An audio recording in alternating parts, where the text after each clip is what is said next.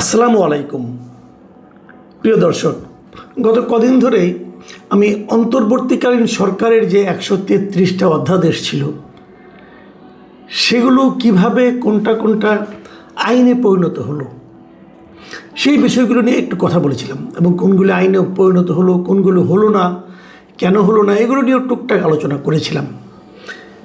এর মধ্যে একটা আলোচনা করেছিলাম, সেটা আরেকবার আজকে একটু রিপিট করতে চাই।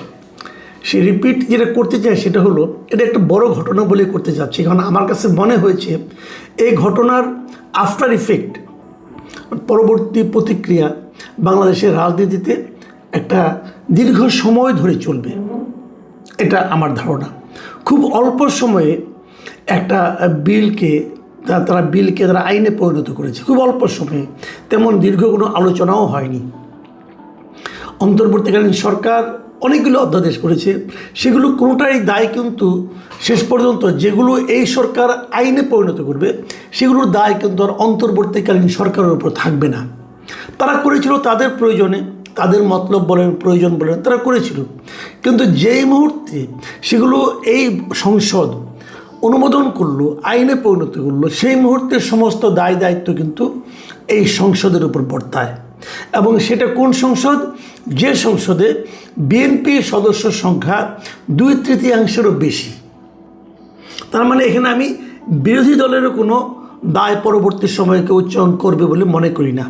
আমি মনে করি পুরো দায়টা থাকবে, দায় বলেন, প্রশংসা বলেন, নিন্দা বলেন, সব থাকবে বিএনপির উপর। তারাই সংখ্যাগরিষ্ঠ, তারা ইচ্ছে করলে সব কিছু করতে পারে। তো যেটা নিয়ে আলোচনা করছি সেটা হলো যে আওয়ামী লীগের রাজনৈতিক কর্মকাণ্ড যে বন্ধ রাখা, এই সংক্রান্ত যে অধ্যাদেশটা ছিল, যেটা নাকি 2025 সালের মে মাসে 12 তারিখে অন্তর্বর্তীকালীন সরকার অধ্যাদেশ আকারে জারি করেছিল, সেই জিনিসটাই প্রথমে শুনেছিলাম যে কিছু সংশোধন করা হবে, পরে দেখলাম কোনো সংশোধনও হলো না, হুবহু সেটা পাশ হয়ে গেল এবারের সংসদে সর্বসম্মতিক্রমে হবে, এতে কোনো সন্দেহ ছিল না। এই কারণে যখন অধ্যাদেশটা হয় তখন ওই সরকারের উপর অধ্যাদেশ করার জন্য মূলত আন্দোলনটা করেছিল জামায়াত এবং এনসিপি। তো জামায়াত এনসিপিতে এবার আছে, আর তার সঙ্গে বিএনপি তখন মুখে মুখে না করেছিল, পরে ওই অধ্যাদেশটা পাশ হওয়ার পর তারা সরকারকে এই ব্যাপারে প্রশংসা করেছিল, অভিনন্দনও জানিয়েছিল যে আপনি একটা ভালো কাজ করেছেন। তো যে কাজটাকে তারা ভালো বলেছে ঘটনা ঘটার পর, সেটাই মূল কথা।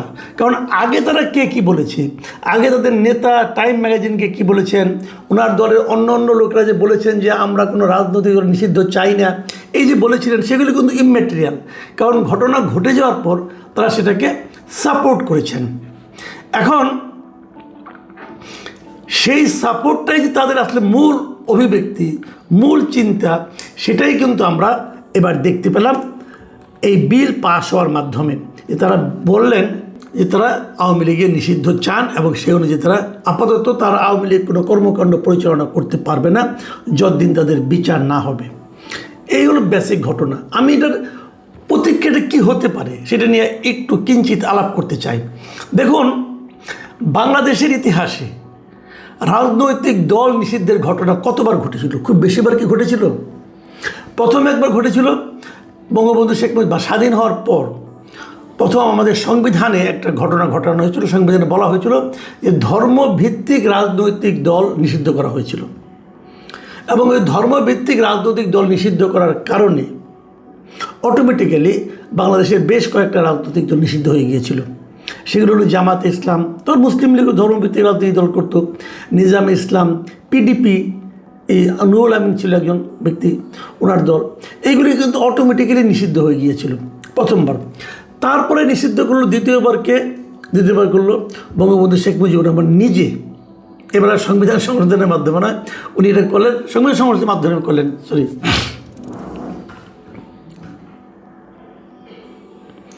এবার তিনি যেহেতু সমস্ত দলকে নিষিদ্ধ করে একটা দল করলেন, বাকশাল, অতএব সব দল কিন্তু অটোমেটিক নিষিদ্ধ হয়ে গেল। সেখানে আওয়ামী লীগও নিষিদ্ধ হয়ে গেল, আরও যা দল ছিল, জাসদ সব নিষিদ্ধ হয়ে গেল। এই নিষিদ্ধ দলগুলোকে আওয়ামী লীগ, এই জন্য কিন্তু আওয়ামী লীগকে বলা হয় যে রাজনৈতিক দল নিষিদ্ধ করার ইতিহাস প্রথম আওয়ামী লীগ চালু করেছিল। কথা সত্য, কিন্তু ইন্টারেস্টিং হলো আওয়ামী লীগ সেবার আওয়ামী লীগকেও নিষিদ্ধ করেছিল, মাথায় রাখবেন।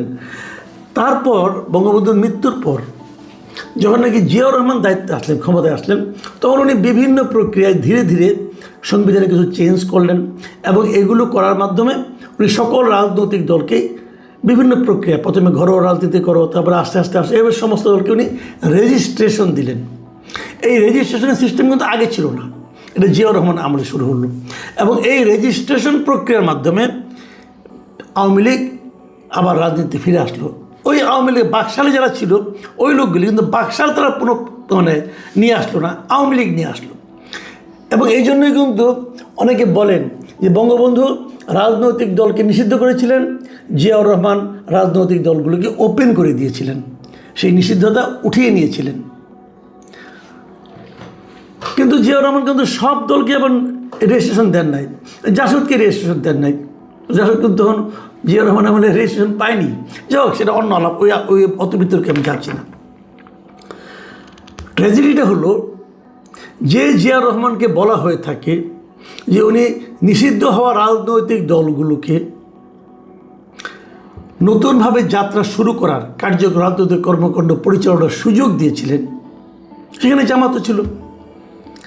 সেই জিয়াউর রহমানের পুত্র তারেক রহমানের আমলে আওয়ামী লীগের মতো একটা বড় রাজনৈতিক দলকে নিষিদ্ধ করার ঘটনা আসলো। হয়তো বলবেন না দল নিষিদ্ধ হয়নি, কার্যক্রম নিষিদ্ধ হয়েছে, কথা একই।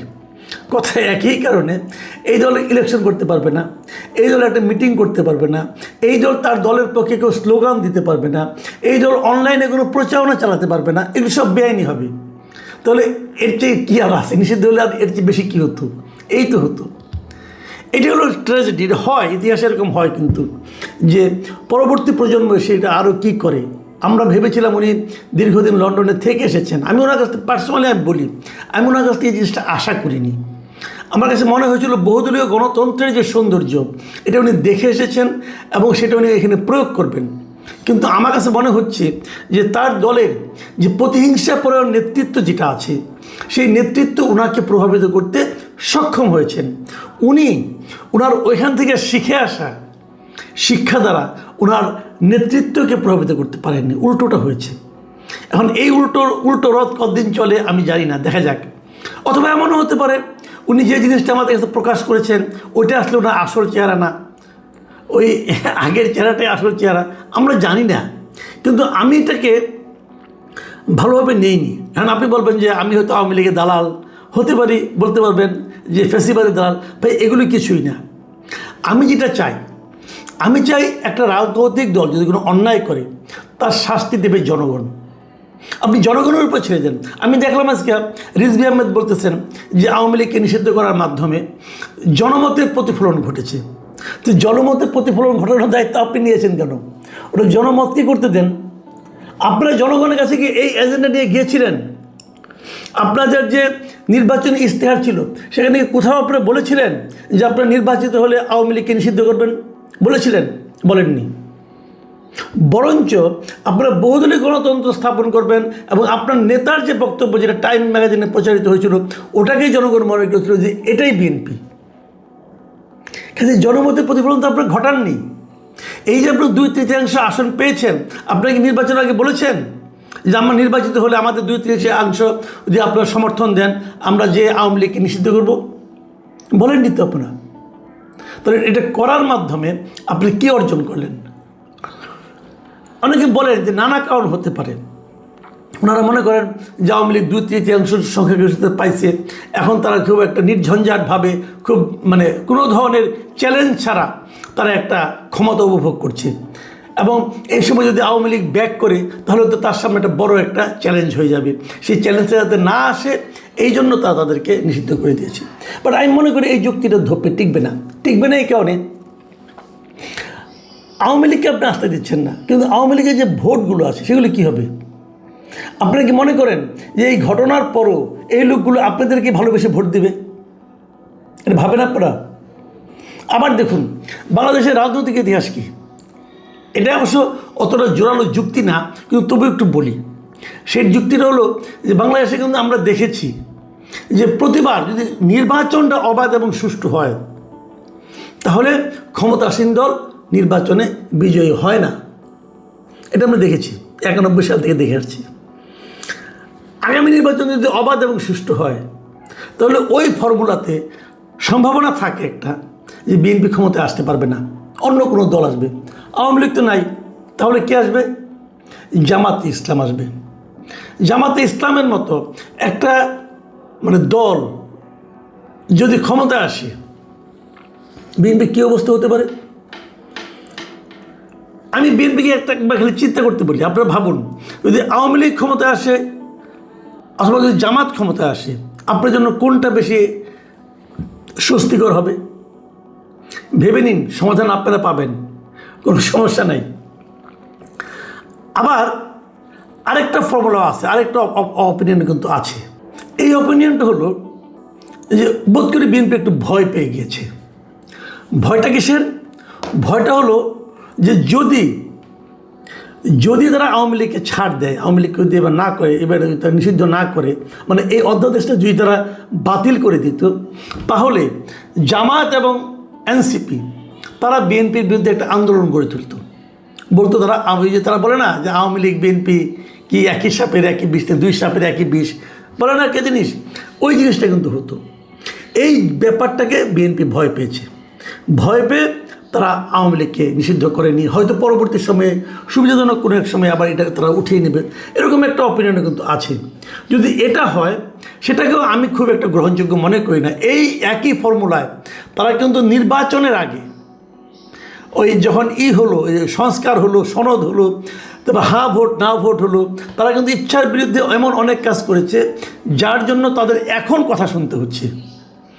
তো এটা যদি হতো তাহলে বরঞ্চ তারা যদি জামাত এনসিপি তারা কথা বলতো বটে, কিন্তু তারা কিন্তু পাশাপাশি আওয়ামী লীগের সমর্থকদের পেয়ে যেত, কিন্তু সেটা তারা রিস্ক নেয়নি। এবং আরেকটা অপিনিয়ন যেটা বিএনপি কেউ বলছেন যে আগামীতে স্থানীয় সরকার নির্বাচন আছে, সেই স্থানীয় সরকার নির্বাচনে যদি আওয়ামী লীগ মাঠে থাকে তাহলে হয়তো তারা একটা বেকায়দায় পড়বে, এই জন্য তারা আওয়ামী লীগকে আপাতত নিষিদ্ধ রেখেছে। হয়তো স্থানীয় সরকারের পরে তারা আবার হয়তো অন্য কিছু করতে পারে, এটা হতে পারে। বাট এটাও আমার জন্য মনে হয় না খুব একটা সুবিধা হবে। কারণ আমার কেন যেন মনে হয় ওই স্থানীয় সরকার নির্বাচনটা অবাধ এবং সুষ্ঠু হয়, যদি এই দুটো উপনির্বাচনের মতো না হয়, যদি শেরপুরের মতো না হয়, তাহলে আওয়ামী লীগের ভোট কিন্তু উল্টা দিকে যেতে পারে ভাই, বড় বেকায়দায় পড়তে পারেন। যা হোক, এগুলি আপনারা দেখবেন, দেখার পরে হয়তো মোটামুটি ধারণা করতে পারবেন আসলে কোন দিকে যাচ্ছে। আমি আলোচনাটা শেষ করব সুপ্রিম কোর্টের একজন সিনিয়র আইনজীবী, আমি এটা বিবিসিতে একটা রিপোর্ট পড়লাম, ওনার মিস্টার শাহাদিন মালিক, ওনার একটা বক্তব্য দিয়ে তিনি যে জিনিসটা বলেছেন সেটা হলো, আমি আপনাদের পড়ে শুনে, উনি বলেছেন বিএনপি বিলটি পাশ করে আওয়ামী লীগ বিষয়ে নিজেদের অবস্থান পরিষ্কার করেছে এবং তারা না চাইলে বিলটি পাশ হতো না। একটা দলের নেতাকর্মী বা সাধারণ সদস্যরা অপরাধ করতে পারে, তার বিচারও হতে পারে, কিন্তু তার জন্য দল বা দলের কার্যক্রম নিষিদ্ধ বহাল রেখে বিএনপি সরকার ভবিষ্যতেও অনেক দল নিষিদ্ধের ক্ষেত্র প্রস্তুত করলো। এটা কিন্তু ওনার বক্তব্য। এবং ওনার আরও একটা বক্তব্য হলো যে আওয়ামী লীগের হাতে বিএনপি নির্যাতিত হয়েছে, এখন কেউ যদি মনে করে বিএনপিও প্রতিশোধমূলক বা প্রতিহিংসামূলক সিদ্ধান্ত নিয়েছে, তাহলে তাকে দোষ দেওয়া যাবে না। আমার মনে হয় বিএনপি নেতারা, আমি আরও অনেক উদাহরণ দিতে পারতাম, আপাতত এ পর্যন্ত থাক। আমি আশা করি বিএনপি নেতৃবৃন্দ ডক্টর শাহাদিন মালিকের এই মন্তব্যগুলো একটু মাথায় রাখবেন। প্রিয় দর্শক, কি হবে আমরা আগামীতে দেখতে পাবো যদি ততদিন বেঁচে থাকি। সবাই ভালো থাকবেন। এখন এ পর্যন্তই। আল্লাহ হাফিজ।